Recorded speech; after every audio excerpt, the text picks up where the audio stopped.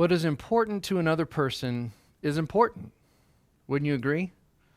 Now, you might be thinking, well, I guess that depends on what it is they think is important. But let me ask that question another way. Is what is important to you important?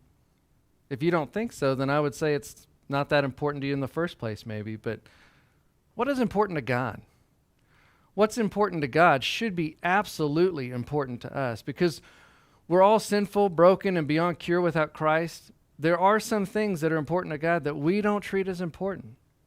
So what's important to God? I think Jesus gives us some insight into this. In Matthew 22, when asked what the greatest commandment in the law was, he said this in verse 37. Jesus said, "Love the Lord your God with all your heart and with all your soul and with all your mind." If we love God like we should, we will know what brings him honor and glory. We will know what is important to him. Our hearts go after our lusts. Our lusts come from lies of what we think we can get from what we're lusting after, and we think that it'll bring lasting satisfaction. Our hearts pursue our lusts under the guise of a false belief system. We're literally worshiping something other than God, desiring satisfaction from something that cannot bring it. We bow our hearts and we bend our minds to lust because we believe they're promising something that really they're not. In Exodus chapter 32, we read about the unfortunate event of the Israelites crafting the golden calf and worshiping it while Moses was away at Mount Sinai. Every time I read this chapter, I'm blown away by the action of the Israelites. However, I'm also quickly reminded that I fall into the same boat without even trying sometimes, just like everyone else. What's your golden calf? We all have them. And if we're honest enough to fairly evaluate ourselves, we know that we all have them.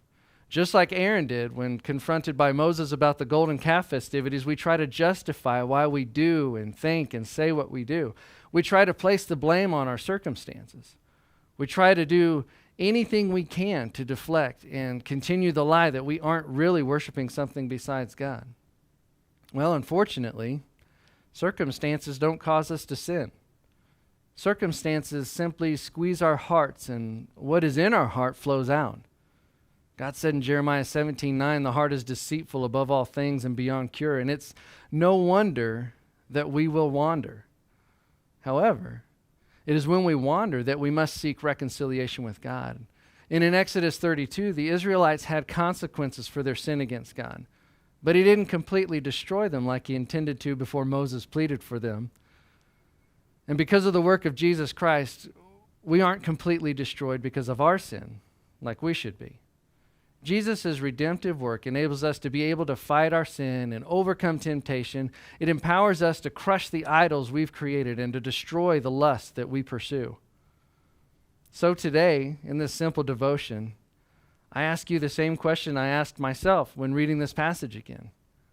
Where do you struggle with unbelief that God is all-sufficient and solely worthy of our praise? Where do you struggle with rebellion against God and pursuing your heart's lusts?